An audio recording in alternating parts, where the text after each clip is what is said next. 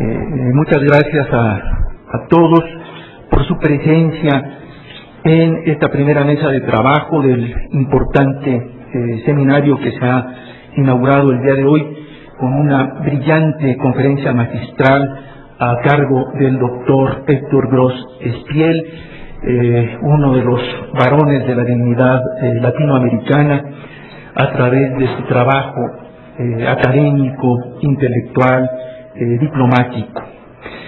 La mesa primera se ubica bajo el tema aspectos de derecho formal.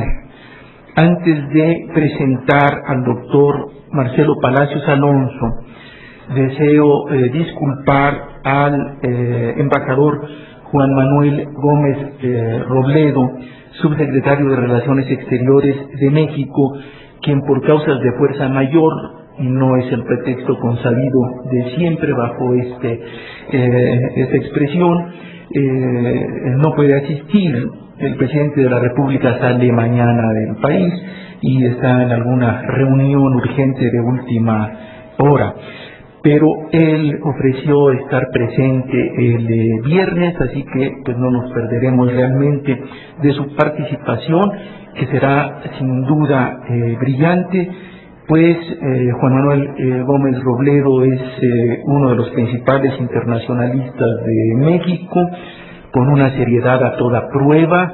Me hubiera gustado presentarlo, simplemente diré en su ausencia que cuando fue consultor jurídico de la Secretaría de Relaciones Exteriores, él fue el de la idea de plantear ante la Corte Internacional de Justicia el problema que teníamos con los mexicanos condenados a muerte allá, que no habían recibido en su momento la notificación consular a cargo de los Estados Unidos para poder contar con la defensa que contempla la Convención de Viena sobre relaciones consulares.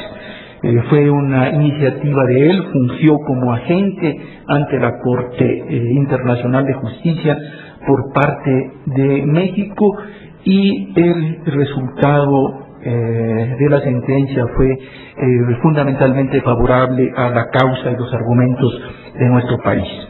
Pero habrá la oportunidad de escucharlo el próximo viernes y habrá de ser particularmente interesante porque él tiene una visión original particular sobre la procedencia de un tratado sobre bioética en el ámbito interamericano.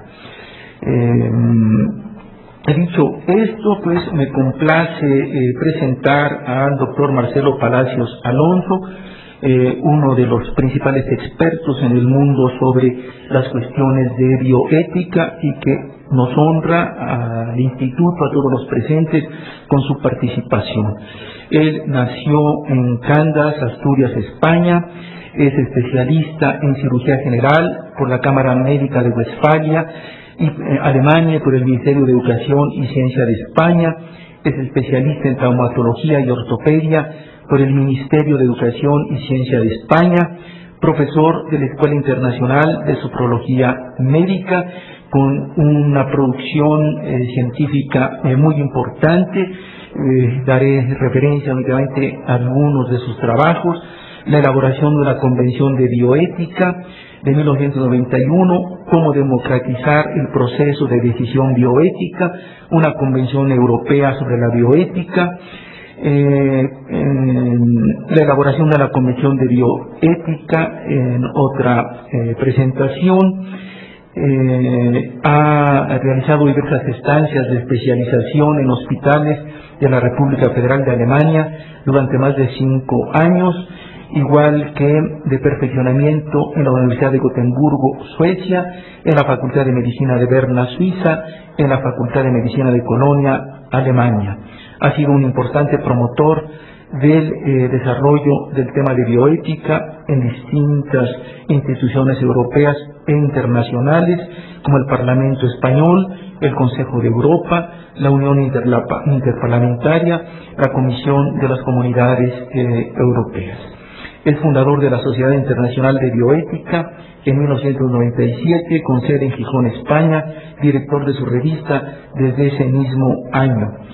importa destacar lo suficiente que ha recibido varios reconocimientos, entre los que se encuentran la medalla de plata del Principado de Asturias, la medalla al mérito europeo del Consejo de Europa, es miembro honorífico de la Asamblea Parlamentaria del Consejo de Europa, medalla de plata del Colegio de Médicos de Madrid en su centenario, 1998, premio a la trayectoria profesional, Telegijón 2003 y premio Severo Ochoa a la investigación de 2003.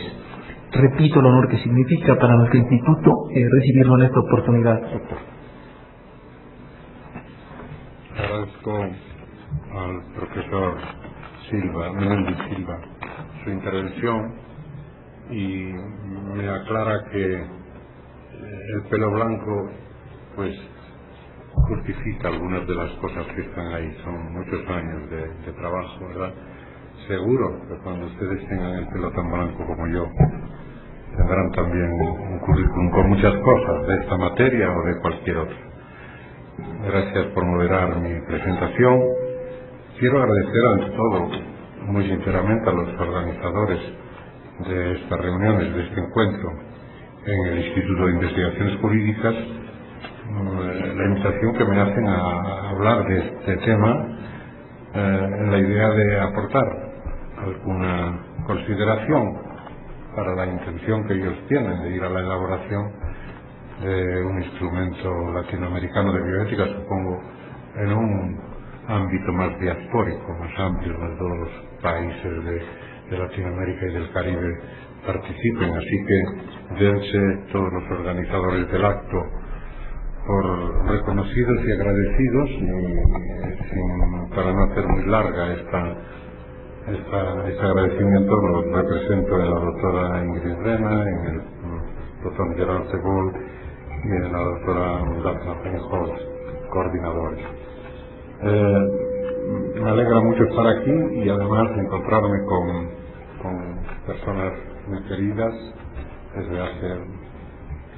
amigos de hace mucho tiempo. Algunos los conozco en la dura pelea también de la elaboración de la convención.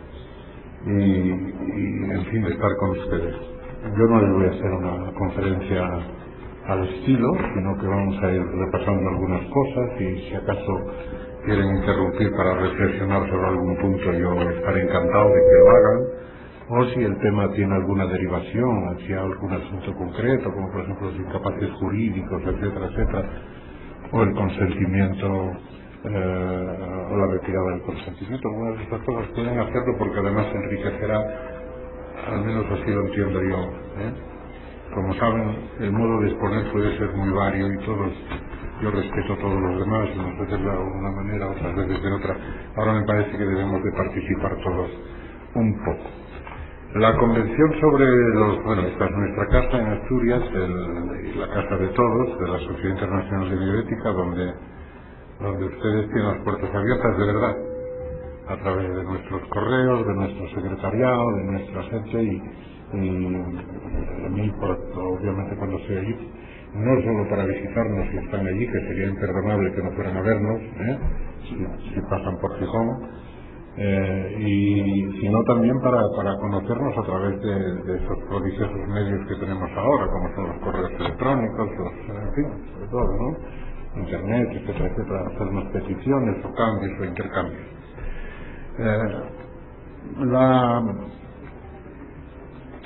La Convención de los Derechos Humanos, los Derechos Humanos de la Biomedicina del Consejo de Europa, que durante muchísimo tiempo y a lo largo de la deliberación sobre sus contenidos se llamó siempre Convención de Bioética, hasta que en una reunión determinada se dejó de llamar así y se quedó de este modo. Fue un documento que surgió, creo, de una necesidad de aglutinar una serie de trabajos que venía realizando una institución pionera, no solo como institución parlamentaria en el mundo, que es el Consejo de Europa, sino pionera también en el hecho de tratar asuntos médicos, sobre todo, desde el punto de vista bioético, ¿verdad?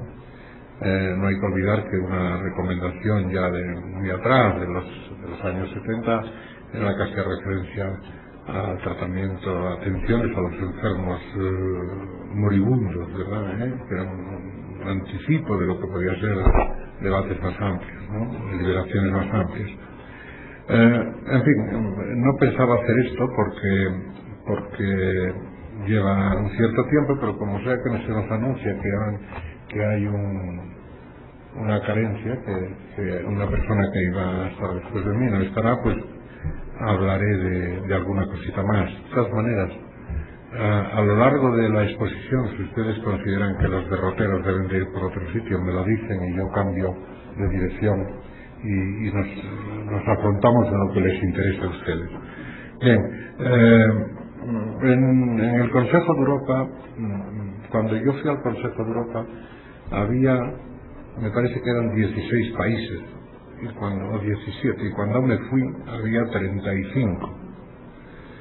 El Consejo de Europa tiene una peculiaridad, es una institución, la primera institución parlamentaria de la historia, en términos reconocidos, que busca por encima de todo el consenso, porque la temática que trata es la relacionada con los derechos humanos y la búsqueda de la homogeneización de un derecho en Europa, en otros países, que la suma, partiendo del respeto a los derechos humanos. Quiere esto decir que se juega mucho a entenderse, se juega mucho al consenso, se juega menos al acuerdo.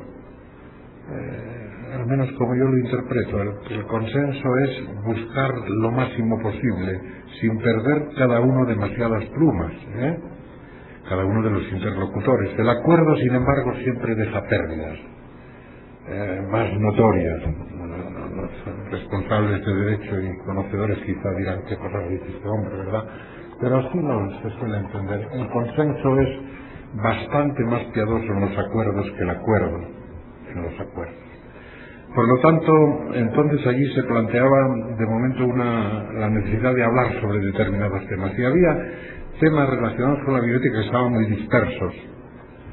Y entonces, en el año 1988, el Parlamento español pues me incorporó a mí a la representación parlamentaria, porque los diputados de los países que están en el Consejo de Europa no son elegidos diputados europeos, son diputados o senadores de su respectivo país que son enviados al Consejo de Europa como una comisión. Ellos ya han sido votados previamente como diputados o senadores nacionales, y forman pues el grupo parlamentario español en el Consejo de Europa, mientras que los parlamentarios de la Unión Europea, el Parlamento Europeo, esos son elegidos por votación a los efectos directos de ser eso, ¿verdad?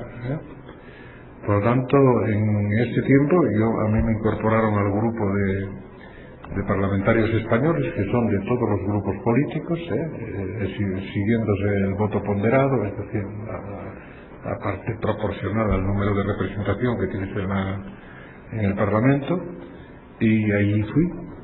Y entonces estaba en marcha un informe, que era el informe sobre la utilización de embriones y fetos humanos, y yo lo encontré muy interesante, y le incorporé, me parece que 18 o 19 enmiendas, ¿verdad? Y pasaron 13 enmiendas, se incorporaron a ese, y una de las enmiendas decía que había que tratar todos estos aspectos de una manera común.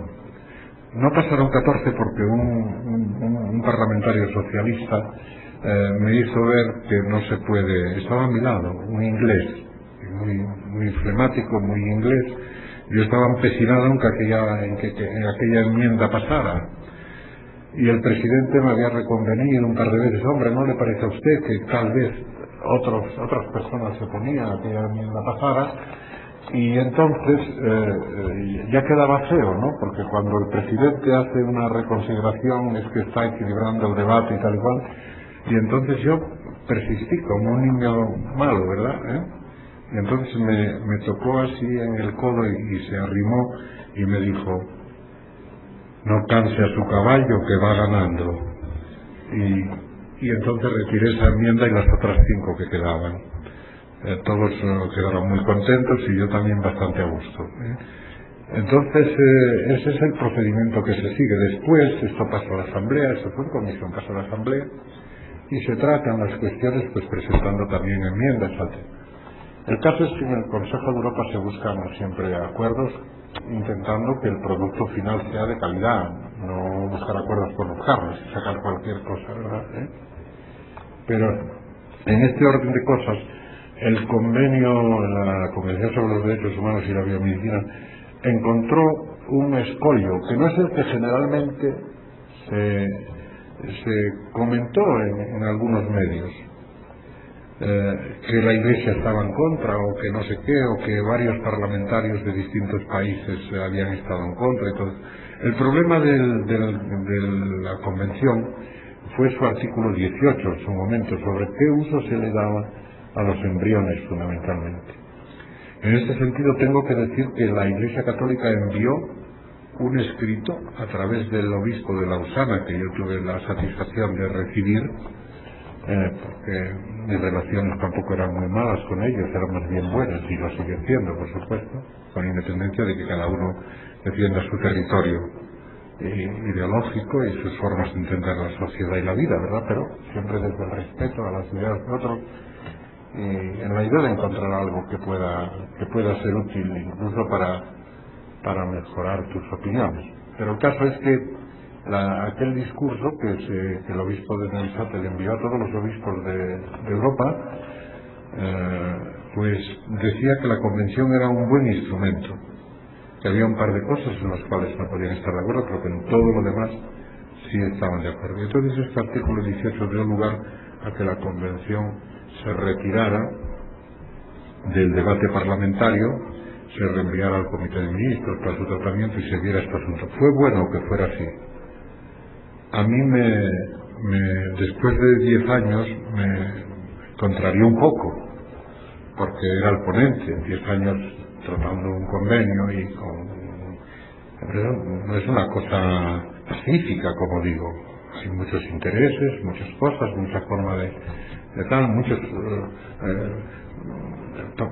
países que van entrando y que hay que empezar de nuevo con el ABC. Y a veces te desesperas, ¿no? Yo muchas veces digo, las canas del lado izquierdo son todas de la Convención y las otras de la vida y de algunas cosas que han venido sobrevenidas, pero es que es muy duro tener unos avances determinados y después, por mor del consenso, vienen otros países, hay que empezar tal, y algunos países no tenían ninguna formación todavía ni ninguna experiencia en el tema bioético, como podrían ser algunos países del este, ¿verdad?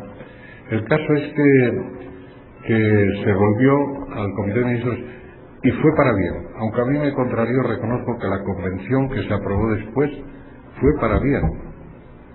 Yo fui parlamentario hasta mayo de 1996 y la convención se aprobó en septiembre.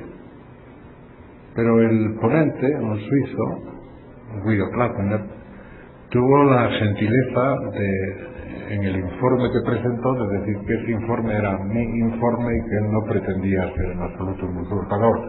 Pero tampoco es justo del todo, porque había más cosas, habían entrado más cosas, nuevas cosas que enriquecieron a la convención.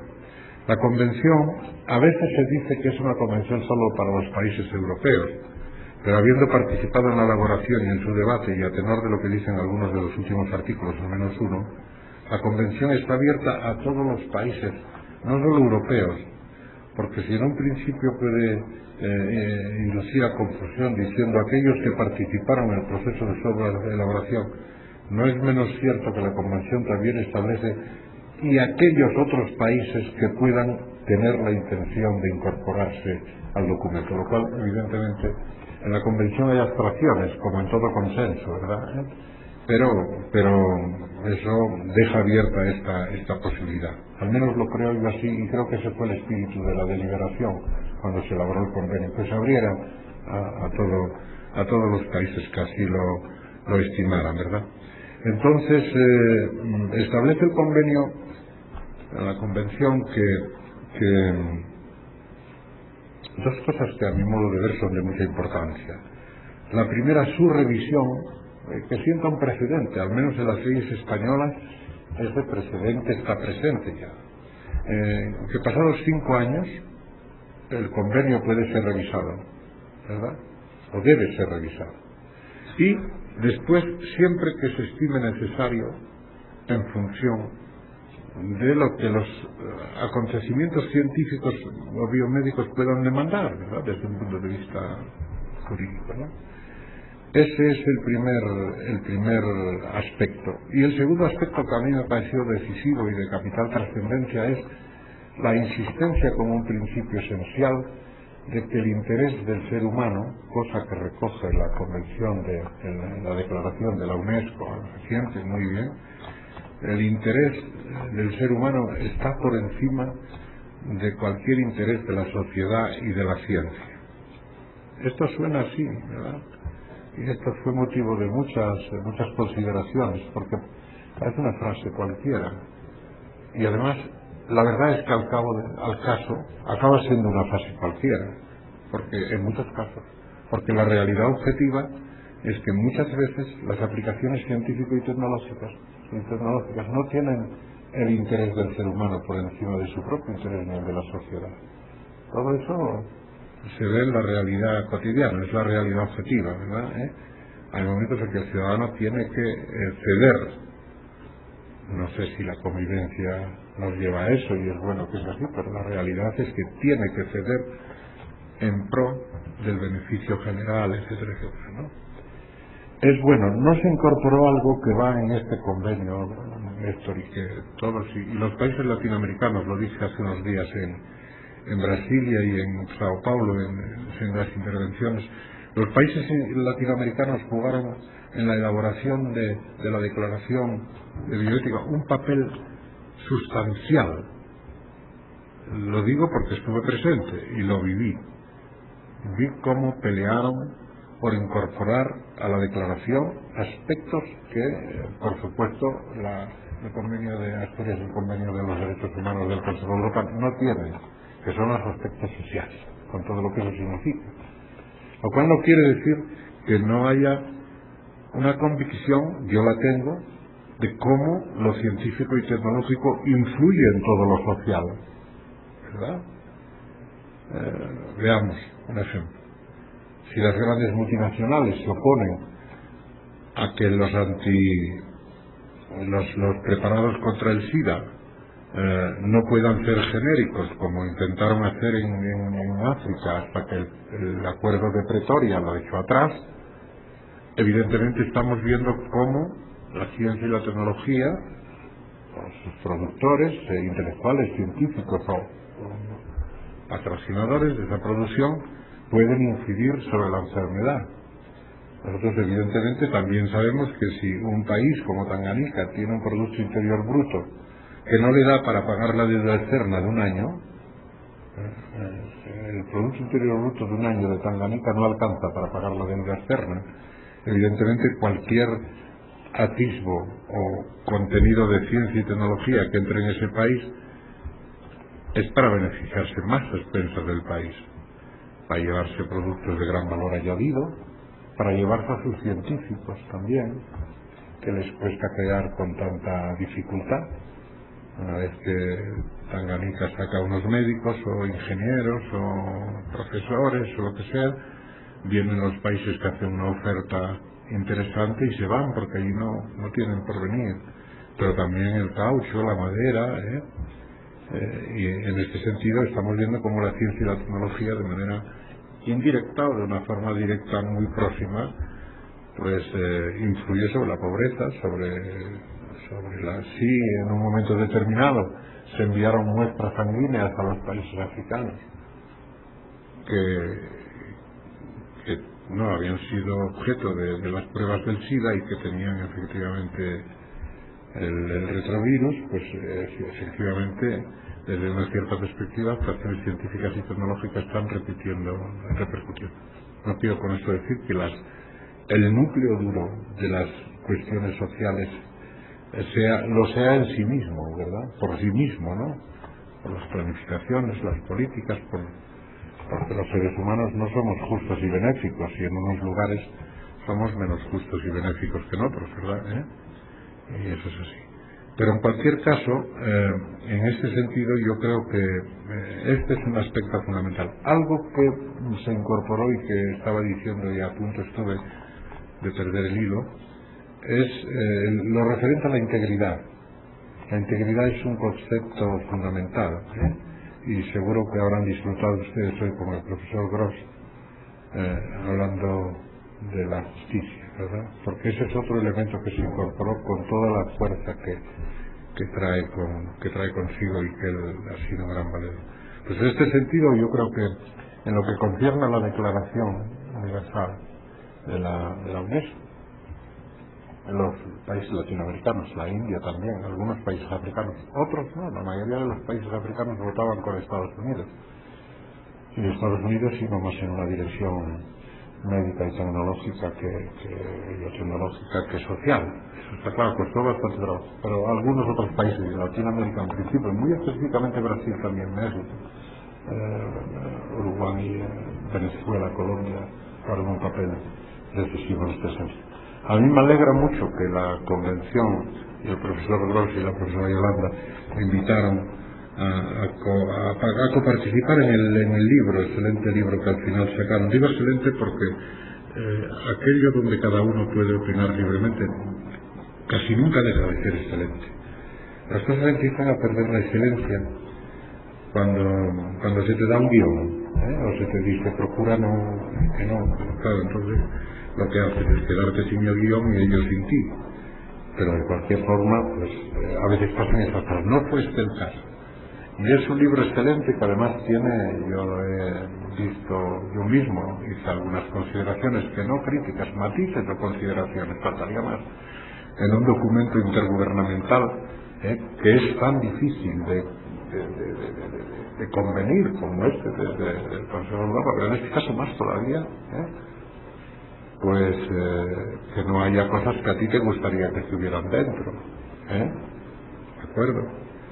Yo fui el relator de la Ley General de Sanidad con mi grupo en 14 o 15 reuniones, y cuando la Ley General de Sanidad se presentó en el Congreso, yo le presenté 103 enmiendas. Claro, porque siempre quieres saber si hay cosas que te parece que deben de introducirse, y eso es lo más legítimo de todo. Y la declaración seguirá evolucionando y mandando, creo yo, ¿no? Que seguirá incorporando, porque la vida seguirá evolucionando. Tiene muchas cosas que son las cuestiones que ya están recogidas en otros documentos, porque son fundamentales para sentar el sustrato de índole específicamente social que trae y que lo diferencia, a mi modo de ver, de cualquier otro documento hecho hasta ahora, ¿no? Por la diáspora de los contenidos que tiene, sanitarios, sociales, de todo tipo, ¿no?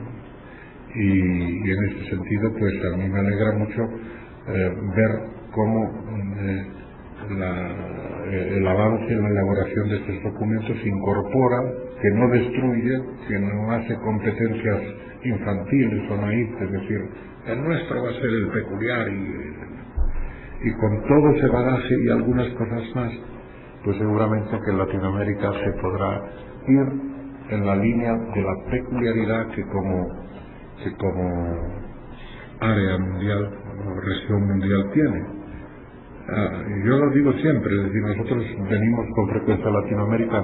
Yo no vengo a Latinoamérica a enseñar nada, yo vengo a dar opinión, a opinar, a decir lo que opinamos y a compartir opiniones, en la idea de que muchas coincidiremos y serán los fundamentos de este y otros documentos y de muchas cuestiones de bioética, pero que han de ser los representantes y los afectados en esta región mundial, con las peculiaridades de la región y dentro de la región de cada país y dentro de cada país de cada comunidad. Nosotros en Europa no tenemos la problemática de las comunidades indígenas, el 96% de todas las culturas del mundo son de poblaciones indígenas, el 96% de todas las culturas mundiales, y si no nos están terminando. A nosotros, aunque eso nos queda un poquito lejos, sin embargo nos es muy vital, porque se está, ya me callo ya porque este es tema más que ustedes, que conocen bien y yo debo callarme, pero sí lo dejo sentar ahí. Nosotros en ese sentido no podemos plantearnos ningún tipo de orientación. Escuchamos, aprendemos, en la CIVI colocamos en la revista la declaración de las regiones indígenas del oeste de Colombia, o las que sean necesarias en el ánimo de dar, pero ni enseñamos ni es nuestro interés hacerlo, faltaría más.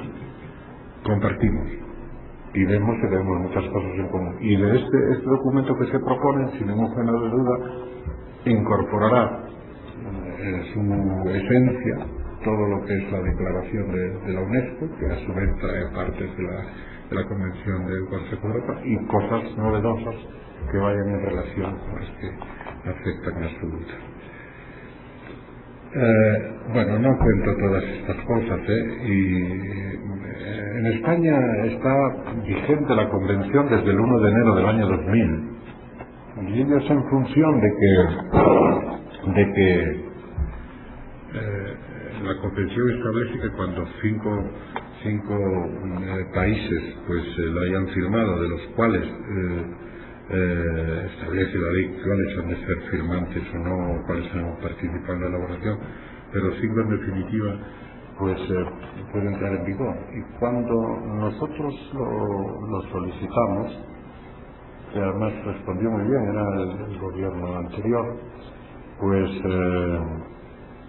dirigimos sendos escritos a los presidentes de la Cámara y del Gobierno desde la CIVI, porque ya 5 países habían ratificado la Convención, y por lo tanto nosotros podíamos solicitar que, siendo nosotros pues de alguna manera el país que había participado también con cierta intensidad en la elaboración, sin en ese momento acordarte de quién trabajó el tema, no trabajó, ¿no?, que parecía un poco llamativo, pero fue rarísimo, fue rapidísimo, quiero decir, respondieron con una enorme rapidez. Si no recuerdo mal, fue en julio cuando lo solicitamos, en septiembre ya lo aprobó el Congreso, en octubre lo enviaron a tal, pero ya en julio, y lo metí aquí porque lo encontré el otro día y dije voy a poner, pero ya en julio, el 23 de julio del 99, el rey Juan Carlos I ratificó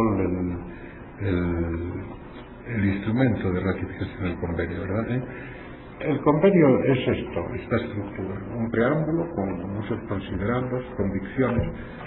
Cuando nos movemos en el ámbito de la política, como yo pude haber estado 14 años, aunque fuera casi siempre no siempre, dedicado solo a los aspectos científicos y tecnológicos, porque yo en el fondo soy un muy mal político, pero en estas cosas pues puedo aportar alguna cosita, ¿verdad? O sea que para cuestiones de carácter más político puro yo no he estado en estas cuestiones. Siempre solemos decir, cuando un convenio o una convención o un documento, un tratado, tiene muchos considerandos, convicciones, afirmandos, etcétera, etcétera, es malo, hay que justificar demasiadas cosas para tal.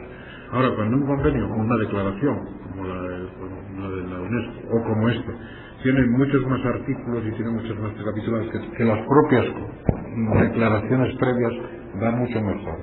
Por eso, un caso lo conocen muy bien los insignes profesores de Derecho que tengo aquí, un caso muy paradigmático de esto es la ley de la protección jurídica de las invenciones biotecnológicas. Yo creo que tiene 70 y tantos considerandos y luego tiene 2 artículos. Claro, hay que considerar mucho para justificar lo que está un poco cogido, ¿verdad?, en los artículos, ¿no? En cambio aquí no hay mayor equilibrio. Los artículos son en sí mismos lo suficientemente fuertes como para no tener que ser excesivamente justificados. En fin, las características más o menos son estas, las fundamentales: proteger los derechos humanos en cuanto a las aplicaciones biomédicas. Destaca por encima de todo la primacía del ser humano y lo que comentábamos antes, ¿verdad?, que su interés y su bien deben prevalecer sobre el único interés de la sociedad. En Europa, y sobre todo los franceses, querido Vic, Enrique participó también, utiliza mucho, y yo tardé en entender qué quiere decir Lünig, solo en el único sentido. En español no utilizamos eso, simplemente decimos sobre el interés de la sociedad y la ciencia. Pero en realidad vosotros sí, y es un refuerzo del tema. También lo tenía el artículo 18 de la Convención en lo que respecta a los embriones, que dice, los embriones podrán ser utilizados al único efecto de tal, ¿no? Pues es una forma de resaltar esta cuestión que yo decía. Tiene la forma jurídica de una convención o un convenio, obliga cuando lo hayan firmado tal, ¿no? Se trata de un convenio marco, con una parte general o convención propiamente dicha, cuyas materias específicas se desarrollarían en protocolos específicos. Yo creo que en el documento y aquí tengo que hacer honor al señor Baris Terén, que era el secretario de una de las comisiones y que a mí personalmente me ayudó muchísimo a trabajar esta convención, me orientaba y me asesoraba. Los secretarios de comisiones en el Consejo de Europa son esenciales, son fundamentales, personas que te pueden poner a disposición muchísima documentación para que tú vayas seleccionando, porque ya entra el terreno de la orientación política para que tú lo presentes a tu grupo y luego a tu comisión. Llevaba 4 protocolos, no iba el de la clonación y tampoco iban otros protocolos que vinieron después, iba el de la investigación científica, en el ser humano, el de el respeto a la intimidad del ser humano, la fecundación asistida, etc., ¿no? Pero el del estatuto jurídico del embrión, que se planteó después y para desolación del profesor Cerrao, que era el presidente del grupo que tendría que estudiar el protocolo de tal, quedó en nada. Lo mismo que había sucedido con la elaboración de la convención, el término vida acabó saliendo de la convención. Por primera vez en una reunión en Malta se trató, porque iba en el artículo primero, iba en el artículo primero de la convención, el término vida, en el borrador, en los proyectos que hubo, mira, en 10 años, imagínense los proyectos que hubo, en cambios. Se quitó, y en una reunión después en Madeira se pasó a la parte expositiva. Y después, en otra reunión de cuyo nombre no quiero acordarme, se quitó definitivamente.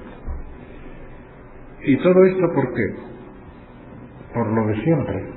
En los debates en los parlamentos, cuando tocan con la definición de la vida, pues se encuentran intervenciones difíciles de salvar, interpretaciones muy difíciles de salvar, desde una perspectiva biológica, citológica, embriológica, religiosa, de esta religión, de aquella otra, filosófica, de esta filosofía, de aquella otra, metafísica.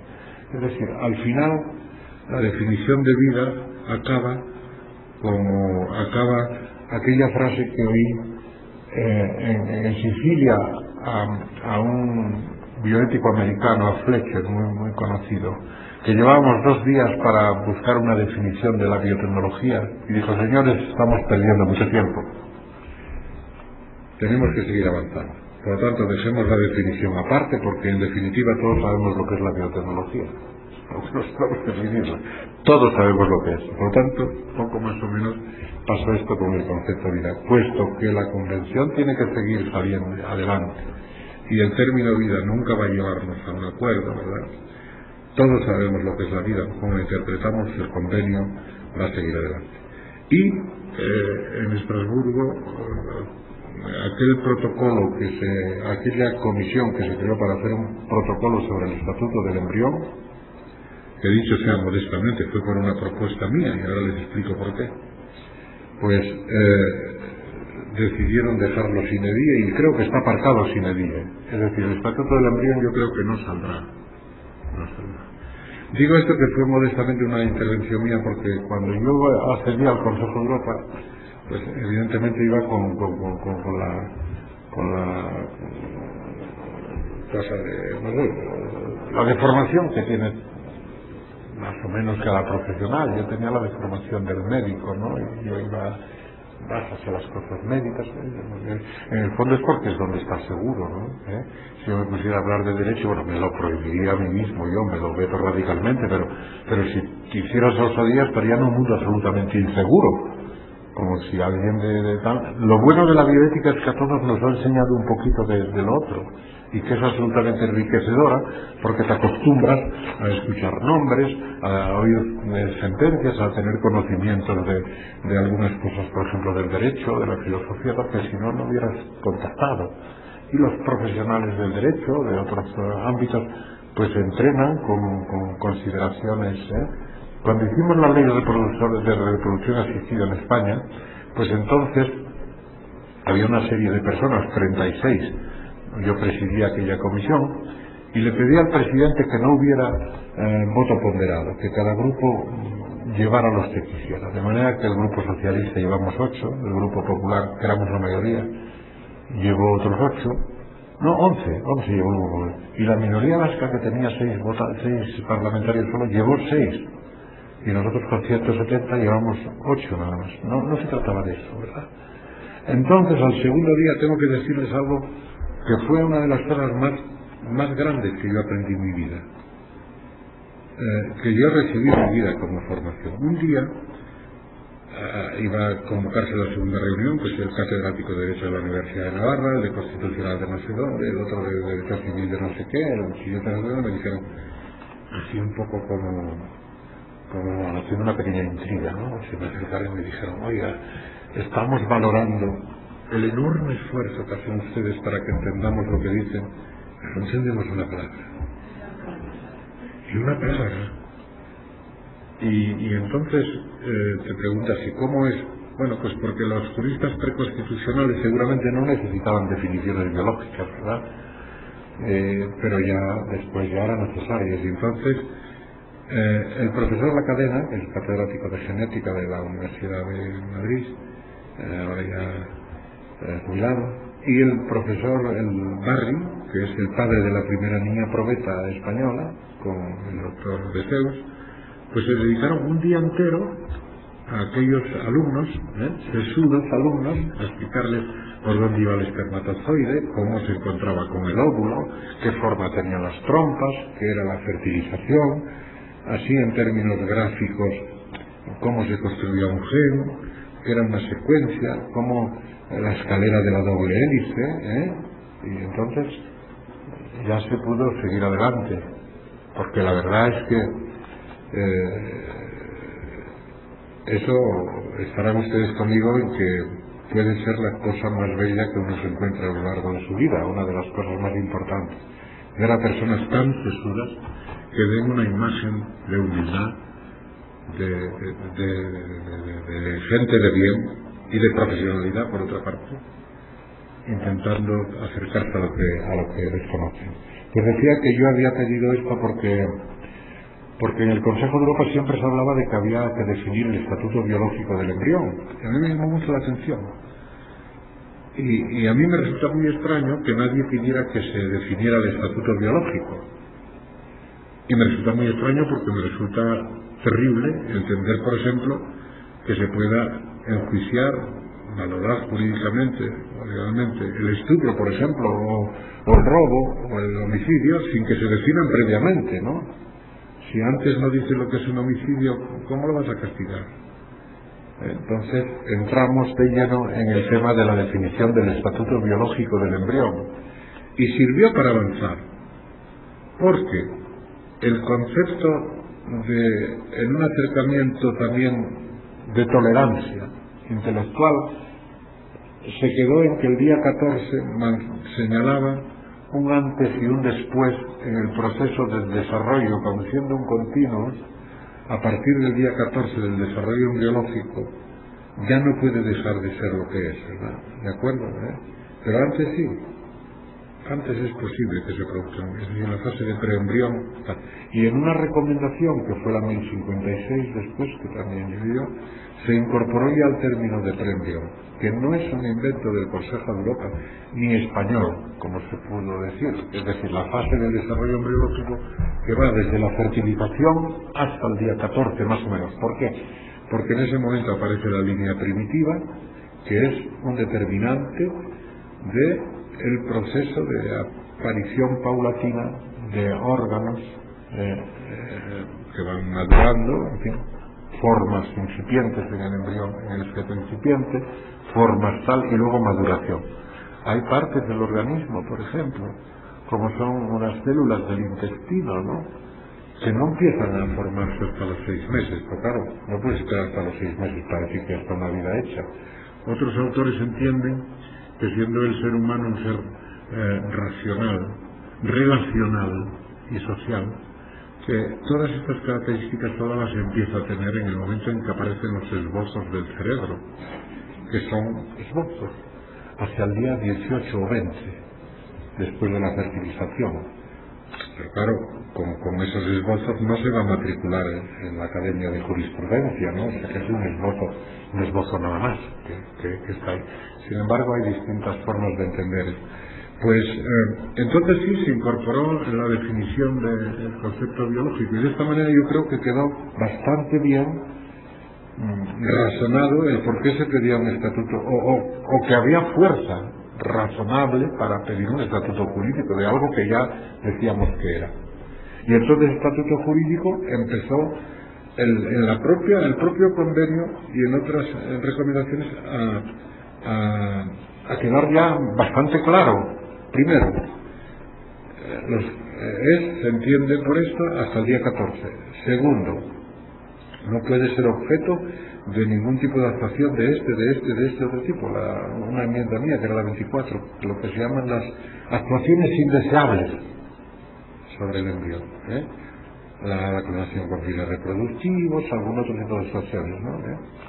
Y entonces este tipo de pequeños puntos, pues no puede ser mantenido más de 14 días crioconservado, no puede ser entregado sin más, etcétera, etcétera, sin tener en cuenta otro tipo de cuestiones, y por tanto ya se iba configurando ahí con 10 o 12 cosillas. Fueron los daneses los que en una ley de 1977 incorporaron en una sola ley, en una ley de un solo artículo, me parece, si no recuerdo mal, que era la Constitución del Comité Nacional de Bioética, hablaron por primera vez del término preembrión antes de que se hiciera en el informe Warner, del Mary Warner, que por cierto el año pasado es una filósofa eminente y una bióloga eminente, es como otra persona los únicos parlamentarios de la Cámara de los Lores que no han sido elegidos, que son parlamentarios por nombramiento de la reina. Entonces es una excelente filósofa que ha estudiado, ha trabajado muchísimo, ha escrito muchísimo sobre el tema de los niños, pero ella fue la presidenta de un comité sobre reproducción asistida, que es famosísimo, el comité el informe Warner, ¿no? Pues en este sentido, como el protocolo no salió, pero avanzaron otros protocolos. Por ejemplo, el tema de la clonación y de la oveja Dolly apuró el que el Consejo de Europa, el primer protocolo que aprobase fuera el de la prohibición de crear seres con la misma identidad genética, que es el que se llama Protocolo de París, de 1998.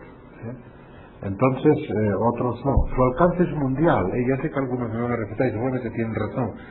Pero si me creen que nosotros cuando redactamos esto entendimos que el espíritu era de mundial, no mundial europeo, ni de los que participaron plantea la necesidad de algo muy importante, de algo que ya está ahí y que además se vio en un debate intergubernamental en el cual participan embajadores, participan asesores y participan representantes de gobiernos, de muchos gobiernos. Se ve cómo la bioética ha ido calando en el mundo, en unos sitios más que en otros, ha ido calando de una manera insensible hasta el extremo de que yo creo que es bueno, no es que barra para casa. Estoy convencido de que es el mejor instrumento civil que hoy tiene la sociedad. Es un instrumento civil en el cual el mundo académico, que es la fuente donde salen generalmente estas cosas, ha sabido acortar a la bioética un lenguaje riguroso, pero coloquial, que lo hace digerible y asimilable por todos los ciudadanos. Es decir, muchas personas han tomado el conocimiento de las deliberaciones académicas y los conocimientos académicos para exponer la bioética de modo que el principal protagonista de la sociedad, no nos olvidemos, es el ciudadano, pueda hacer opinión propia. Eso es lo que a mí me hace estar convencido de que la bioética es un instrumento civil poderosísimo. Es un instrumento civil donde el ciudadano común, que es casi siempre receptor, no pasivo, desde que se consiguió el siglo pasado, pues ganar en autonomía, no se puede hablar de ciudadano pasivo. El ciudadano ya no es pasivo, opina, decide, se reúne, se congrega, vive en su mayoría en democracias, etcétera, ¿no? Pero no ayuda que el ciudadano tiene dos características. Yo, por ejemplo, soy un ejemplo clarísimo de ello. Yo soy ciudadano efector y fui ciudadano receptor. Mientras niño recibía todo me venía dado. Yo era un receptor. Después tuve una profesión y yo era efector. Yo emitía, centrifugaba conocimiento, ayuda en mi profesión como cualquiera la suya.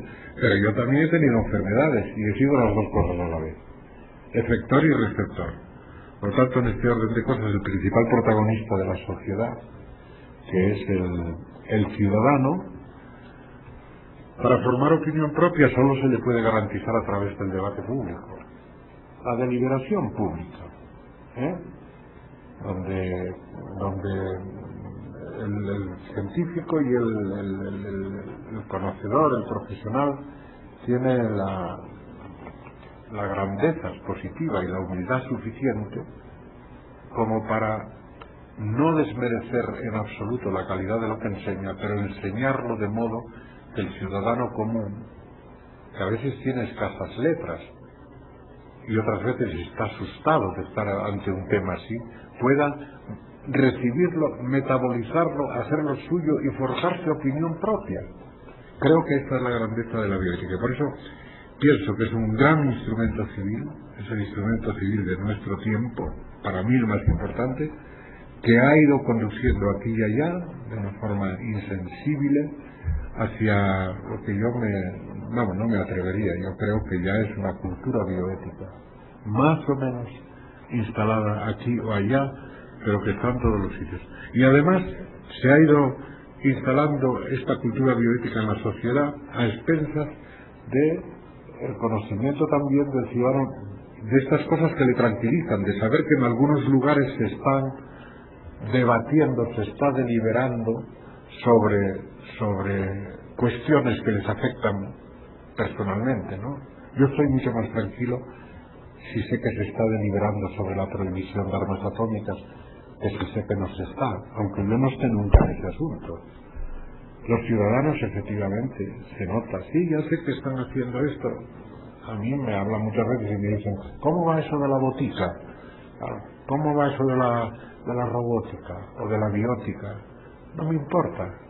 El ciudadano común sabe que hay algo y en vez de llamarlo bioética lo llama robótica o biótica o botica. Pero no importa. Lo importante es que sabe que hay un movimiento en un siglo científico y tecnológico que es un movimiento de seguridad, un movimiento de protección, porque deliberar, debatir, compartir, establecer normas que faciliten la deliberación y el debate es siempre positivo, es siempre tranquilizante. No insisto porque veo que todos ponen cara de decir que sí, por lo tanto voy a seguir. El debate público es uno de los grandes logros de la bioética, la deliberación pública. bueno, lo que hablábamos antes, y cuándo entrará en vigor y cuándo deberá ser examinada. En el artículo 33, 2 y 3 lo dice muy claro. Los requisitos establecen que una vez que 5 estados, incluyendo al menos 4 estados miembros del Consejo de Europa, hayan expresado su consentimiento a ser vinculados a la Convención, etcétera, etcétera. El preámbulo considera un sinfín de cuestiones. Algunas de las cosas que yo propuse van abajo, y que ahora volveremos desde la sociedad, Héctor, seguramente a volver a proponer, ¿no? Cuando yo creo que es fundamental que en este documento se incorpore, ya se hace en la declaración, se incorpore la enseñanza de la bioética. Yo, estando en el último año del Parlamento, hicimos una proposición no de ley para que la bioética se enseñara en los ámbitos no universitarios. Es que en los universitarios aconsejábamos que la universidad lo hiciera, porque la universidad es autónoma y no podemos decirle cómo organiza, querida profesora, cómo se organiza, ¿verdad? Pero sí sugeríamos una proposición de ley que conocéis muy bien, que también se enseñara la bioética en esto. Es enseñar la convención, es enseñar todas estas cuestiones también. Y yo creo que todo lo que concierne, fijaros, esto ya está hecho de tanto tiempo que ya lo habéis incluido en la declaración, es decir, la protección de los consumidores y de los usuarios, de la naturaleza y de los animales sometidos a investigación y experimentación. Entre otras razones, por la posibilidad de que los efectos de la investigación y experimentación a través de la cadena alimentaria puedan afectar hasta el propio ser humano. Un ejemplo muy claro lo tenemos en unas proteínas que no son animales, ni son proteínas que corren por su camino, que son los priones de las vacas locas, enfermedad de Creutzfeldt-Jakob. En general, la norma genética es que un gen o varios genes informan la formación de una proteína. Es decir, según estén colocadas las secuencias de los genes, así se colocan los aminoácidos y dan lugar a esta o a otra proteína. Si las secuencias de los genes tienen alguna alteración, hay una alteración en la proteína, ¿verdad? Pues bueno, esa es la ley general, pero sabemos de siempre que también hay proteínas que no obedecen a esa ley, que no son informadas por un gen o varios genes, que son los priones, que dan lugar en el ser humano a una enfermedad rarísima, que es la enfermedad de Creutzfeldt-Jakob, encefalopatía, que queda la cabeza al ver las rayos como si estuviera toda comida por la polilla, ¿verdad? Queda como toda porosa. Y en los animales, en las vacas, da lugar al síndrome de las vacas locas, pero también da lugar al scrapie, las ovejas y altas fascismo y otros, incluso nombres en algunos países africanos.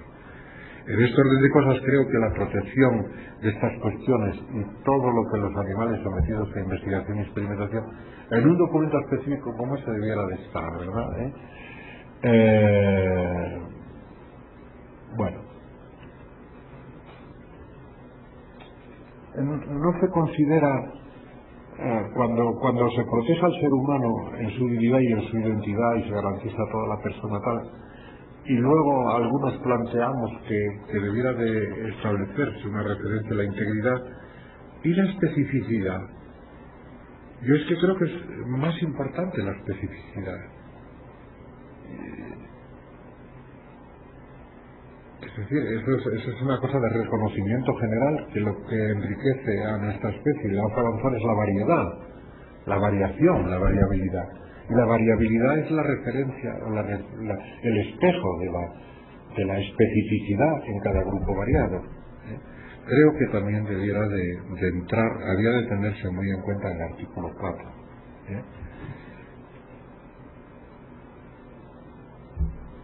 Sí. Acceso equitativo a los cuidados de salud. Yo desde que hace tiempo, perdonen que a veces diga yo, pero es que no queda más remedio, porque como es un poco parte del asunto, tengo que decirlo, ¿no? Pero bueno, no lo tomen como un centro de protagonismo, ¿no? Yo creo que, y esto lo escuché por primera vez en Israel, yo creo que hemos de ir al entendimiento y para la formación de normas nuevas a mí me parece que debemos de hablar de cogestión de la salud. La cogestión de la salud tiene que ser un hecho, y de la enfermedad, por supuesto, muchas veces veis por ahí, la Constitución española dice, el artículo tal que garantiza la salud, de eso nada, garantiza la protección de la salud, la que tengas. Si naciste con poca, te protege la poca que tienes, pero ¿se dice alguna vez? Esta Constitución garantiza la salud. Pues, estaría bueno el Estado si la Constitución garantizara la salud. Garantiza la protección de la salud, dice la Constitución. Cualesquiera que la salud sea, añadimos nosotros, ¿verdad? Que es un poco distinto. Pero yo creo que en todos los ámbitos que hacen referencia a que las partes adopten todas estas actuaciones en el campo de la salud, en función de tal, yo creo que se debe incorporar, y esto ya en Israel se está haciendo muy bien, el concepto de cogestión de salud. El concepto de cogestión de salud que trae consigo la necesidad de que en distintos estratos existan unidades de actuación sociales. En nuestra ley de sanidad se llaman consejos de salud, que actúan en áreas de salud, ¿verdad? No son operativos, vamos a ser reales, no casi ninguno está operativo. Y siempre actúan las asociaciones de vecinos pidiendo que se pongan a funcionar. Para mí es fundamental la participación de la sociedad civil a través de la cogestión en la orientación de cómo va la salud. Y eso traería consecuencias muy buenas, en el sentido de qué presupuestos conviene establecer prioritariamente y para qué, cómo se debe de tratar la comunicación de la enfermedad, qué elementos asesores hay para los enfermos o los familiares, en fin, un montón de cosas. ¿Quiénes tienen que participar en comités clínicos o comités de investigación? Todas estas cosas se pueden decir en estos círculos o comités o consejos de salud que empiezan desde el barrio, hasta hablándolo en el barrio sin ser consejo de salud, pero una propuesta de que vaya Pepito o Manolita a ese consejo, ¿verdad? Que es donde ya se van a hablar las cosas más serias y donde habrá una parte política, una parte social, habrá juristas, habrá esto, para exponer hacia dónde se va. Creo que es importantísimo, porque los recursos cada vez son menos, las demandas cada vez son mayores, las coberturas cada vez son más próximas. En España tuvimos la toxina cuando llegó la democracia, que todos queríamos un centro de salud, si puede ser en el portal de casa. Pero claro, en el portal de tu casa no puedes tener un centro de salud. Pero todo el mundo reivindicaba que haya centros de salud, hospitales. Al final, la racionalidad se impone. Y los centros de salud están allí donde pueden atender a 25.000 personas, con unos principios que cubren pediatría, esto, lo otro, tal y cual, una radiología elemental y un laboratorio elemental. Y después en el área está el centro de especialidades y luego el hospital, ¿de acuerdo? Y luego las avanzadas. La cogestión creo que debe de ir en el documento. Decíamos antes que en el campo de la salud no debe estar la convención circunscrita. Si me permiten, al hilo de esto, y como ven, como el texto puede ser en sí mismo un poco árido, voy incorporando alguna otra cosa para hacerlo, a ver si acierto un poco más agradable. La bioética atravesó por fases peligrosas. Una primera fase fue la de la medicalización de la bioética. Y eso es un error gravísimo. Y esto surge del hecho de pensar que el informe Belmont, que es un enfermo hecho para la investigación biomédica, y que además, como ustedes lo han leído, saben lo que dice al final, que dice que incluso este informe que está hecho solo a los efectos de saldar algunas cuestiones positivamente relativas a la investigación biomédica, no está configurado para poder atenderlas todas. Entre otras cosas, porque hay principios que pueden ser contradictorios. Yo conocí en Valencia a uno de los autores, al doctor Jeffrey, que es un abogado, y me dijo que estaba bastante sorprendido de cómo en Europa se había interpretado el informe Belmont, hasta el extremo de considerarlo principista de la bioética, lo cual tiene mucha tela, lo cual tiene bastante tela, el considerar esos 4 principios como los principios de la bioética. Fueron dirigidos hacia la medicalización y fue un daño muy grande el que se le hizo a la bioética por intentar concentrarla en lo médico.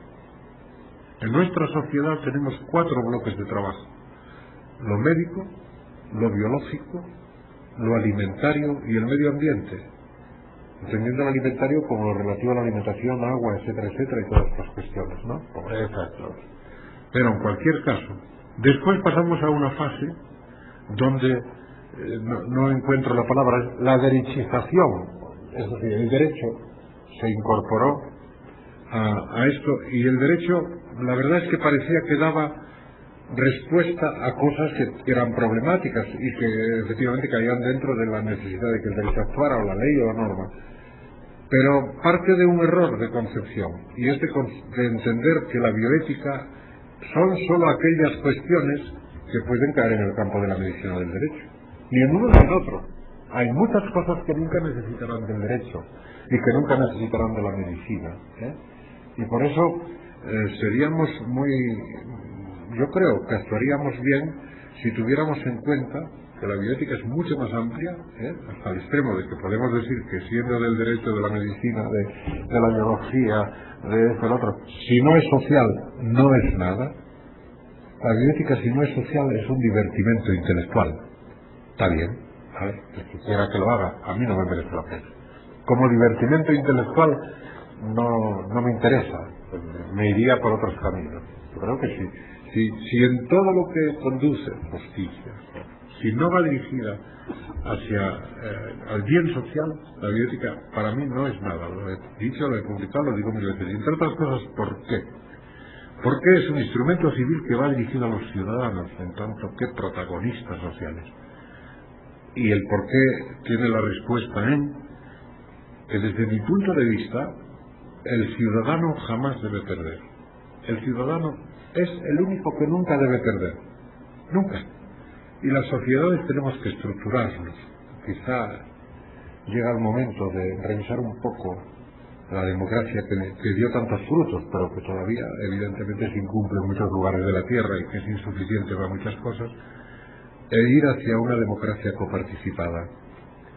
Es decir, donde haya el deber conciliatorio como una obligación de todos los representantes políticos y todos los representantes sociales, de manera que el producto de esta acción conciliatoria, aun cuando se pierda un poquito aquí y otro poquito allá de aquellas ideologías, siempre beneficia a todos los ciudadanos. Eso creo que se puede hacer. Creo que se debe hacer. Y creo que debe ser el camino por el cual la democracia debe ir avanzando. Porque lo que no se puede es vivir en la democracia con opciones tan antagónicas que se está esperando un triunfo para derribar gran parte de lo que hizo el que te venció previamente. Porque además, este tipo de actuaciones que no partan de un principio democrático conciliatorio y participativo dejan siempre aridez y acidez en las relaciones sociales. Y yo creo que las relaciones sociales serán mucho mejores con una democracia coparticipada. Con una democracia donde aquel otro grupo sabe perfectamente que arréglense ustedes como deban, pero el ciudadano tiene que tener un producto en el cual ningún ciudadano pierda nunca, sobre todo los que pierden siempre. Uno de los temas interesantes fue el del consentimiento informado, y otro fue el tema de la donación de piel en los incapaces jurídicos. Yo estuve a punto de retirarme de la ponencia porque, como médico, yo he retirado piel en alguna ocasión a niños con síndrome de Down para beneficiar a su hermano, por ejemplo, que tuvo un accidente, una quemadura. Es más, creo que el no hacer a un niño con un síndrome de Down o con otro tipo de enfermedad o deficiencia mental, el impedir a ese niño poder participar en la curación de un daño grave de su hermano, yo creo que es gravísimamente una falta antiética, una falta completamente grave para mí. ¿Por qué a ese niño? Otra cosa es que le quitaras un riñón o parte de... en fin, pero un tejido regenerable es una discriminación mala, porque ese niño, si pudiera hablar como todos los demás niños que han podido dar piel, que quitas con esa laminita tan fácil a los 15 días, ya está la piel ahí, ese niño, si pudiera decidir por sí mismo, diría, yo también. ¿Por qué a un niño con un síndrome de Down, con las debidas garantías, por supuesto, no se le puede obtener un tejido regenerable para curar a un niño? Yo lo he hecho y lo volvería a hacer, si fuera preciso. Y sus padres lo quieren hacer, y el hermano enfermo también, y él, si pudiera decidir, también lo haría. Hay un sentido un poco ligero de cuál debe de ser la protección del incapaz jurídico infantil. Es muy interesante el libro que ganó el premio de la CIVI, el primer premio CIVI, hace 6 años lo ganó un pediatra canadiense que establecía las pautas de la escuela americana en materia de atención a los niños con enfermedades terminales. Y divide a los niños en 4, es un pequeño extraordinario libro, ¿verdad? Tratamiento de la autonomía de los niños con enfermedades terminales, y los divide en 4 grados, los cuales llevan para eso evidentemente una capacidad de decisión creciente, y huye un poco del paternalismo europeo en el cual el niño es un mayor pequeño, es decir, se le ve como alguien a proteger mucho, ¿no? Siempre ha sido así, esa actitud muy proteccionista del niño. Recuerdo que cuando empezó a hablarse por primera vez que los chavales pueden empezar a dar opinión, se hablaba en el Parlamento sobre ciertas cuestiones a medida que vayan teniendo capacidad para decidir, algunas voces saltaron en el aire, pero evidentemente eso yo creo que ya está superado, ¿no?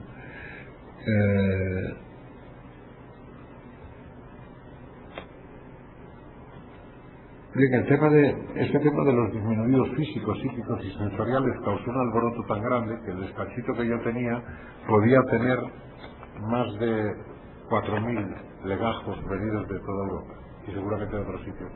Por un proceso de traducción se confundieron los incapaces reales, físicos, invalidados, con los incapaces sensoriales y por ejemplo auditivos o sordera, y claro, hubo una queja terrible y se corrigió el término. Se acordarás a nosotros que nos handicapé cuando salió aquello que se en general, y se hicieron las matizaciones oportunas, ¿no?, de cada caso. Hay un hecho que fue muy llamativo, es decir, que los deseos previamente expresados en relación con una intervención médica por un paciente que en el momento de la intervención está en condiciones de expresar su voluntad deben ser tenidos en cuenta. Bueno, esto es mucho decir, y aquí se peleó mucho porque evidentemente si el paciente dijo, si no va bien, practicarme la eutanasia, ¿verdad? Claro, hay que matizar mucho, y entonces incluso en aquel momento se habló de esto, sí, pero el metabolismo de los documentos, el metabolismo parlamentario es complicado, y los que están en él, en comités y comisiones, saben cómo es. Hay un ir, pero a lo mejor no hay un volver, y cosas que se quedaron en el texto, a lo mejor no vuelves, no hay posibilidad de volver a corregirlas en una nueva ocasión, porque las condiciones no lo aconsejan o porque ya no es posible, y esto pasa en las leyes también. Yo en los 14 años que fui diputado he visto cómo en algunas bioleyes ocurrían esas cosas, ¿no? Por ejemplo, en la ley de reproducción asistida había una pequeña barbaridad que no hubo manera de quitar porque fue un error, y allí quedó en el tema de la utilización de las fertilizaciones de organismos de distinta procedencia, pero ya no hubo forma de echarlo atrás. Lo que pasa es que como es un tema que no se trata mucho, pues lo que ocurrió fue que realmente, pues, bueno, vamos a ir terminando seguramente, ¿verdad? ¿Cómo estamos de tiempo? Vamos, un par de cositas y terminamos, el tema del genoma es un tema muy interesante también. Una intervención que tenga por objeto modificar el genoma no podrá ser registrada a no ser por razones preventivas. Yo estoy completamente en desacuerdo con esto. Mira que peleé, pero perdí, claro. El texto está como está. No, lo correcto sería que no influyan en el genoma patológico, que es muy distinto. Es decir, ¿por qué no se va a poder intervenir en un genoma patológico? Ahora mismo acaban de una intervención prodigiosa en Estados Unidos. Se hizo una operación intrauterina para tratar una enfermedad genética de un niño en el vientre de la madre. y se hacen intervenciones en el vientre de la madre para tratar la tetralogía de Fallot, que es un daño donde los tabiques de los pulmones no están bien, se abre con unas cánulas ceñidas, se pinza con unas grapas y el niño nace sano, ¿verdad? Yo creo que este es un tema que también evidentemente conviene que haya de tenerse en cuenta, ¿no?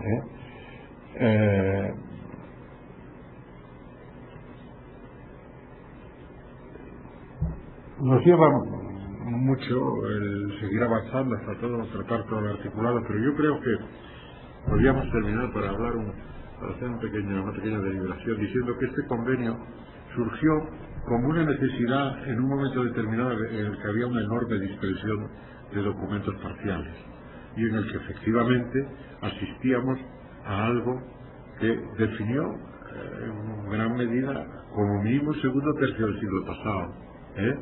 El aumento de la población hasta límites inconcebibles fue una característica del siglo pasado. Recuerdo, España tenía 17 millones en 1901 y tenía 39 a finales del siglo, ¿verdad? O sea, que se aumentó enormemente la población mundial. En segundo lugar, la instauración de los derechos humanos, es decir, el reconocimiento por muchos países, fue otro de los grandes logros del siglo pasado, ¿verdad? En tercer lugar, el esbozo de la solidaridad, que empezó con la cesión de la sangre y la donación de órganos como la expresión más llamativa y más declarativa de cómo un ser humano puede trabajar y hacer muchas cosas en beneficio de otros. Y luego, no lo olvidemos, el cientificismo o la fe en la ciencia, que diría Schleswig, ¿no? El cientificismo, la fe en la ciencia hasta extremos tremendos, ¿no? Que luego se han ido sosegando. Cuando en el 79 Yuri Gagarin subió al techo, al cielo, con aquel tal, todo el mundo estaba mirando para arriba. Todos nos parábamos, tropezábamos en los semáforos, en todos los sitios, porque estábamos mirando para ver, a ver si ¿cómo lo vas a ver si está ahí muy lejos? Pero todos queríamos ver dónde estaba esa persona que iba en un satélite, ¿no? Hoy hay 32.000 armatostes entre los 7.000 y los 18.000 metros de distancia de la Tierra, y no mira nadie para arriba. Lo mismo pasó con la ciencia, o sea, la ciencia que estuvo y la tecnología que estuvieron sorprendiendo con cosas increíbles a veces, ¿no? Con cosas increíbles. ¿A quién se le ocurre pensar que el ser humano, aunque seamos tan listos, ¿no? Pueda pesar 1/millonésima de un gramo? O sea, una pícara. Pues cuando eso se dijo, la gente decía, esta no puede ser, pero ¿cómo? 1/millonésima de un gramo está. Hoy el nano es la 10.000.000ésima del milímetro. O sea que la nanotecnología se va a fundamentar en hechos moleculares, pero nadie se preocupa demasiado. Por eso, precisamente, es necesario que existan personas que reflexionan sobre eso, ciudadanos que estén informados sobre eso y que puedan tener una opinión ajustada, y entidades políticas de un tipo o de otro que trabajen sobre estos temas, porque queramos o no, en un mundo científico y tecnológico, o sea, donde ha habido una veneración por la ciencia y la tecnología, tiene que existir un elemento corrector. Y ese elemento corrector no basta con que lo demos los propios efectores, porque todos ustedes y yo somos efectores en un momento dado. Tiene que haber un elemento, digamos, de supervisión, que no de vigilancia, ¿no?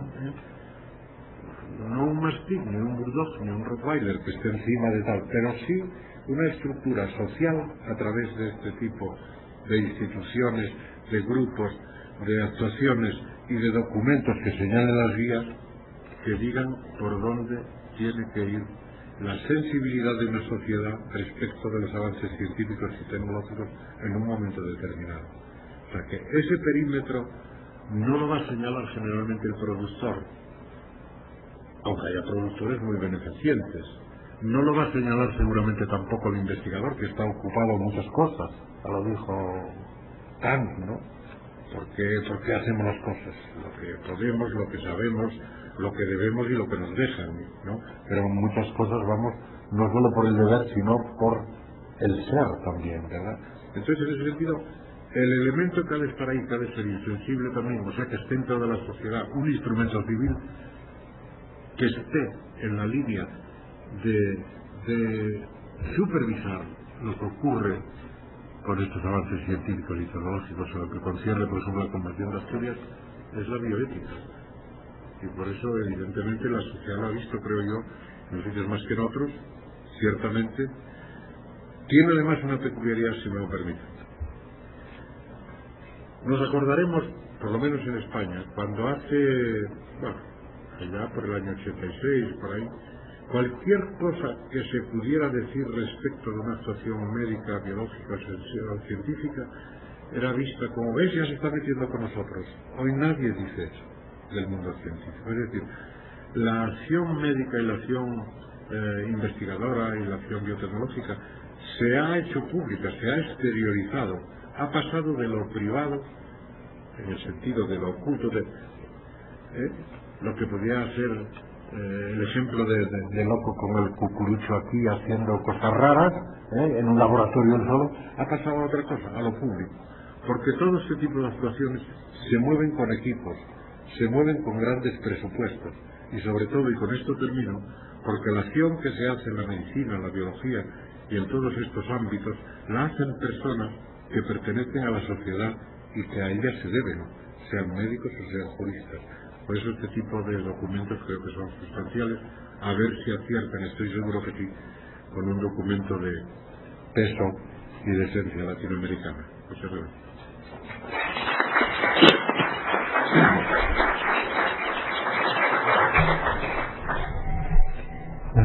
Agradezco y felicito ampliamente al doctor Marcelo Palacios Alonso por su muy sustanciosa y reveladora presentación. Hay muchísimos puntos que pueden destacarse, no me corresponde a mí hacerlo, es demasiado rica la exposición como para tratar de concentrarme en algunos de ellos.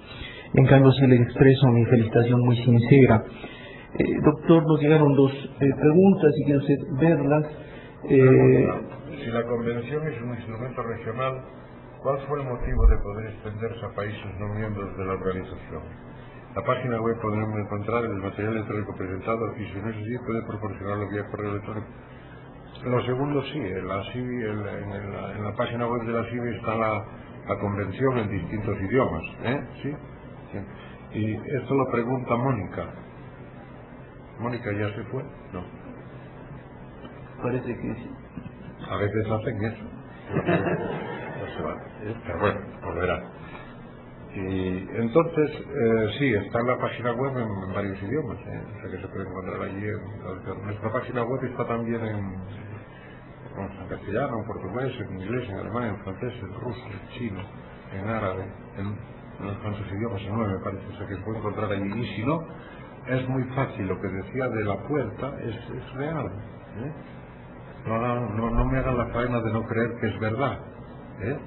Ustedes llaman, ponen un correo, necesito esto, o quería hablar esto, o esto, y si lo disponemos, si lo tenemos, lo pueden recibir. Y si van por allí, en nuestra biblioteca hay un montón de legajos, algunos, la profesora lo conoce bien, hasta ahí, y que si van ustedes antes de que vayan los nenes de preescolar, pues lo encontrarán ordenado, y si van después lo encontrarán desordenado, pero está todo allí, ¿verdad? Y pueden tomarlo también.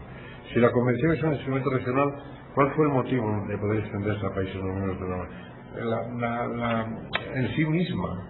Es decir, el motivo estaba en sí mismo. Lo que pasa es que la operatividad se entendía como mucho más práctica, haciendo una primera referencia a los países del entorno, los que participan en su elaboración, los que están en el Consejo. No podía ser de otra manera que ampliada, porque en aquel momento, tengan en cuenta que no había ningún país todavía de la Europa del Este, y que era imprevisible saber cuántos lo serían. Y por lo tanto iban a entrar una serie de países que en su contexto, es el caso de Turquía, verdaderamente no estaban entendidos como países europeos, y una serie de cuestiones fueron los que plantearon que Turquía se incorporara al proceso de participar en el Consejo, ¿verdad? Pero esa es una razón, yo creo que puramente operativa, Mónica. El segundo, ¿cuál es la opinión de usted con respecto a la ley de investigación biomédica de España que permite la investigación de transferencia nuclear y que según algunos organismos de carácter rompe con la Convención de Oviedo del Código Penal Español?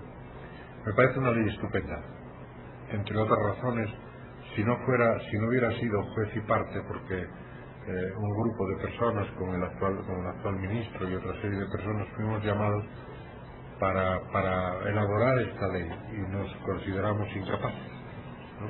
Porque es una ley muy complicada que tiene muchas más cosas. Entonces dijimos, nosotros elaboramos un modesto capítulo sobre estas y estas otras cosas y llamar a mucha más gente para hacer esto, y así fue, ¿verdad? Pero todo lo que concierne a eso que Alberto Arellano, sí, Alberto, todo lo que concierne a eso, en realidad lo fomentamos nosotros. Yo siempre defendí la transferencia de votos, ¿verdad? Siempre lo defendí, aunque haya sectores sociales, afortunadamente, que no están de acuerdo con ello. ¿Qué sociedad tendríamos nosotros si fuéramos uniformes? No pasa nada. La Iglesia que opine lo que estime tiene todo mi respeto en cuanto a que la opinión está ahí, ¿no? Lo dijo aquel eminente político y estadista, que creo que fue Churchill, ¿no? Estoy completamente en desacuerdo con lo que usted dice, pero daría mi vida para que usted lo pueda seguir diciendo, ¿verdad? Claro, la Iglesia puede opinar. Lo que no debiera de hacer la Iglesia, que ahora no lo hace, pero en algún momento sí, es opinar agrediendo al otro, porque ustedes lo saben, el castellano es riquísimo y dañar con la palabra es facilísimo. Tenemos un surtido de palabras a poder decir cosas malignas enorme, No, es decir, si yo trabajo con embriones, yo no soy un asesino, porque mueran, porque se mueren muchos embriones por la vía natural.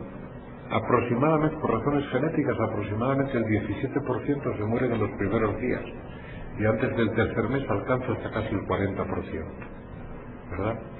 Luego, por lo tanto, desde una perspectiva de la creencia y de que hay que ser respetuoso, alguien tiene la culpa de que se mueran, ¿no? A los efectos del embrión, Pero no entremos por esos derroteros, porque no interesan. Cada uno que opine lo que quiera, respetémonos y luego que actúe la democracia.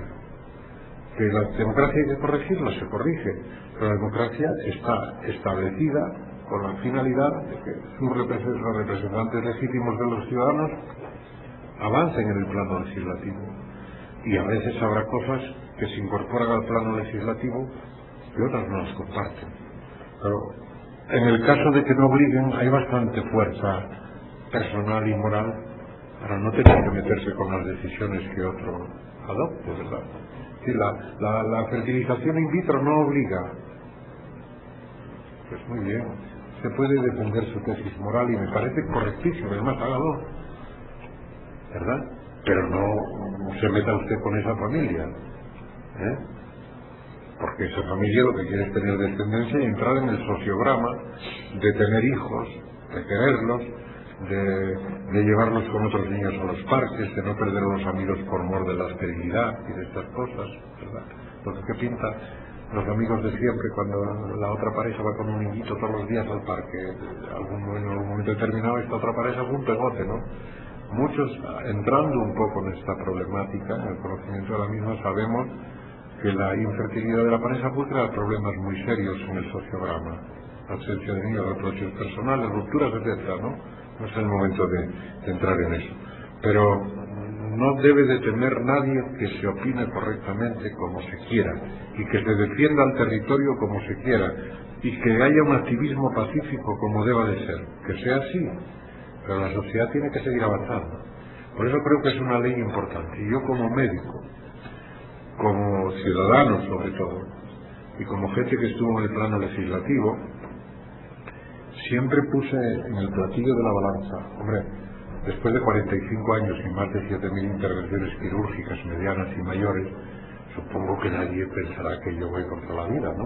He pasado la vida luchando contra la muerte. Es un sarcasmo que nadie pueda pensar que porque yo quiera que se utilice la clonación, voy contra la vida, vamos, sería el polvo, ¿no? Es un sarcasmo, pero a mí me resulta jocoso casi, ¿no? Dios, que me cuentan fe. Lo que ocurre es que en el plano del establecimiento de valores y dichos de con todo respeto a quien no opine así, para mí pesa mucho más la enfermedad de un paciente y la situación de dolor y de gravamen que tiene la enfermedad sobre la persona y la familia que un preembrión de 5 días. No tengo ningún reparo en decirlo, no me causa ninguna quiebra moral, ni se me rompe ningún principio ético. Creo que pesa muchísimo más. Y por lo tanto, cualquier actuación para obtener células madre que puedan ser útiles para curar una enfermedad o para paliar una enfermedad, me vale. Lo mismo da que sean células adultas que fetales, que vengan de las células del blastocisto, ¿verdad? Este es un tema apasionante, que llevaríamos tiempo y que tampoco cambiará nunca, ¿eh? Siempre se hablará de esto, ¿eh? Me preguntaban el otro día que querían que hablara de la eutanasia en la Universidad de Brasilia sobre eso, pero es que esto se va a hablar siempre, bienvenido sea, pero que no se altere la elegancia del gesto, ¿eh? Que no se altere la serenidad del gesto, que hablemos, que digamos, incluso que nos pongamos colorados de la fuerza que ponemos en ello, ¿no? Pero respetando al otro sin insultarlo ni sin degradarlo a algo que no es una sociedad. Y por lo tanto, en este sentido, no va contra el convenio de Asturias de bioética. No, está perfectamente asesorado por juristas, ¿no? Entre otros, uno de los que emitió hombre, yo ahí no voy a entrar, pero son de reconocido prestigio. Una de las informaciones que también pude leer yo la hizo el profesor Romeo Casabono de la Cátedra de Derecho y Fenómeno Humano. No sé si vosotras habéis intervenido también. Pero lo que sí le puedo decir es que cuando se redactó el convenio de derecho, que es algo muy salude por lo que podía ir en contra, es que no estaba cerrada la posibilidad de que se pudieran utilizar embriones. Si la prueba la tiene usted en que el protocolo de París contra la creación de seres humanos, es decir, contra el recurso a la clonación, ¿qué dice la exposición de motivos? En este caso se prohíbe la creación de seres humanos que tengan la misma identidad genética. No habla de clones ni nada. Y en la exposición de motivos dice, aun cuando no se trate en ese documento, es de conocimiento general que la utilización de los embriones con fines tal y cual procedentes de la clonación está despertando gran interés en el mundo científico, etcétera, etcétera, y posiblemente se remitirá su toma en consideración al estatuto del embrión, al protocolo del estatuto del embrión, que como dijimos no se va a hacer. O sea que por lo tanto no es tan rotundo que esté contra el convenio. Y yo no veo qué parte del código penal español va en contra de eso, porque los artículos que hacen relación a esto, en la parte, digamos, de asesoramiento terminológico, lo apoyé yo y no sé dónde está, no está en ningún sitio. El Código Penal no dice eso en ningún sitio, ¿entiendes? El Código Penal, artículo 161.2, si no me equivoco, corregirme, el 161.2 establece pena para quienes recurran a la reproducción, a la clonación reproductiva, pero no habla nada de la clonación con fines terapéuticos, que quede claro. Estas cosas, por eso conviene que se sepan un poquitín, porque crean, estoy en lo cierto, profesora, es así, ¿no? Sí, claro. Profesora de Derecho Constitucional me avala a mí que soy un lego en eso, pero que soy una persona medianamente culta y que a fuerza de oír las cosas, pues, sin pasarme ni un pelo, las defiendo tal y como son, ¿verdad? ¿De acuerdo? Pues por tanto eso no es, convénzase de que es así, si no vaya al Código Penal. Doctor, me dicen los organizadores que ya hemos pasado bastante el tiempo del programa previsto. Hay sin embargo 4 preguntas, yo creo que las voy a leer en atención a los participantes, y aunque es muy difícil, pero si considerara pertinente hacer alguna puntualización única a reserva de que pudiera usted platicar con los interesados directamente, ¿verdad? Mire, Rosa Ortiz, ¿qué papel ha jugado la Sociedad Española de Cuidados Paliativos en la polémica bioética sobre la eutanasia? Permítame que lo responda un segundo. ¿Quién es? Sí. Sí. En la Sociedad Internacional de Bioética somos muchos y no todos pensamos igual. ¿De acuerdo? Sin embargo, en general hay opiniones. Nosotros hemos opinado sobre la eutanasia. Solemos sacar un comunicado. Coincidiendo con nuestra opinión sobre la eutanasia, una coincidencia solo, se modificó el Código Deontológico Español. En su artículo 124 era rotundo en la condena de cualquier actuación que adelantara la muerte del paciente, pero que ahora no. Ahora dice, el médico tendrá la obligación de proteger la vida del paciente. No obstante, le administrará aquella medicación que considere oportuna, aunque ello pueda ocasionarle un acortamiento de la vida. Eso es lo que dice el Código Deontológico hoy, ¿verdad? O sea, que ha sido un cierto reconocimiento. Y los cuidados paliativos en España dividen los tratamientos en dos tipos: tratamiento de enfermo terminal y tratamiento de enfermo terminal en fase agónica. Es decir, la SEPPAL, nuestra Sociedad Española de Cuidados Paliativos, diferencia esas dos cosas. Yo con la última actuación no estoy muy de acuerdo, porque no deseo un tratamiento agónico, al menos para mí. Y si en esto tengo un malévolo malinductor, tendencia inductora, al menos en el entorno familiar, si alguna vez sale esto, yo recuerdo que a mí no me gustaría que me hicieran eso, un poco intentando inducir a los demás a ver si se van entrando por esa idea, ¿no? Yo no quiero que me ceden hasta el extremo irreversible de perder la conciencia totalmente. Yo creo que una mano cogida, después de 45 años tratando en hospitales a pacientes, a muchos moribundos, el coger una mano o una mirada es fundamental en el morir. El entender, tener a los demás cerca. O sea, el morir no se diseña como se puede pensar en un despacho.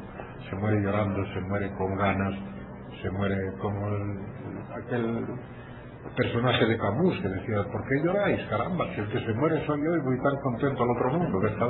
No lloréis, el moribundo soy yo y me voy encantado.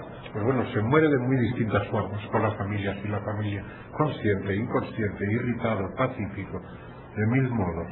Cada modo tiene su peculiar entendimiento de cuál es la situación, ¿verdad? En la Sociedad Internacional de Bioética lo vemos desde perspectivas distintas, pero en cualquier caso intentando atender al paciente a que no sufra y a que esté todo lo lúcido posible, porque morir debe de ser muy duro, morir sin poder tocar o mirar a alguien, ¿verdad? ¿Lo es? Sí. ¿Cuál es la trascendencia y los beneficios que aporta la Convención de Asturias a favor de las personas con discapacidad y sus derechos? Otra, ¿qué resoluciones se aprobaron en relación a los niños con diagnósticos de TDA, hiperactividad, enfermos mentales, para su protección de sus derechos? ¿Qué tipo de enfermedades genéticas o síndromes pueden ser ya modificados? Bueno, en cuanto a las discapacidades, la Convención no habla de términos económicos, se refiere a los términos estrictamente protectores de las personas que son sometidas a una intervención, pero no económicos. Para eso hay, pues ahora en España hay una ley para atención a discapacitados de distinto grado, ¿verdad?, que se empiezan a aplicar en el grado 1 ahora, ¿no? Y para lo cual pues hay un presupuesto, pero eso lleva una cuestión laboriosa. Pero no, la Convención no habla de otros aspectos que los de la protección jurídica y los derechos humanos en relación con los incapaces, ¿no?, los discapacitados.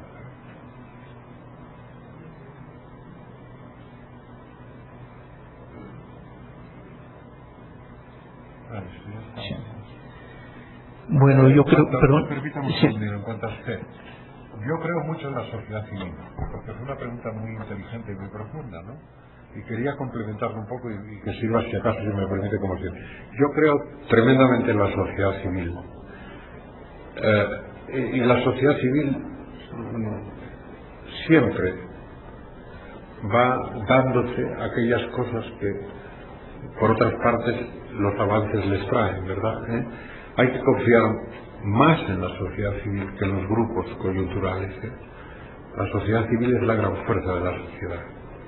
Así que, por lo tanto, determinadas tendencias a aceptar algunas cosas, como la clonación terapéutica, esto, deben ser vistas como un proceso de adaptación de la sociedad civil a los tiempos del conocimiento, y es bueno que sea así, creo yo.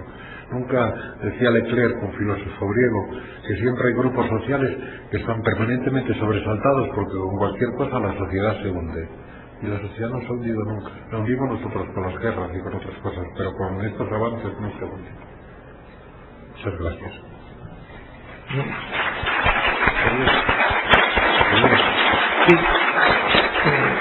Ha sido un lanzamiento muy exitoso. ¿Qué decía el doctor Gross? ¿Querías decir algo? No. Muy bien. Sí. Bueno, pues ha sido un lanzamiento muy exitoso de este seminario, con las sesiones matutinas, la conferencia magistral del doctor Gross Espiel y la no menos magistral presentación del doctor Marcelo Palacios Alonso. Nos felicitamos todos por haberlos escuchado. Y a nombre de los organizadores, pues nos complace invitarlos a la sesión vespertina que se continuará a las 5 de la tarde en este auditorio. Dicho sea eso. Yo dejo aquí el trabajo este.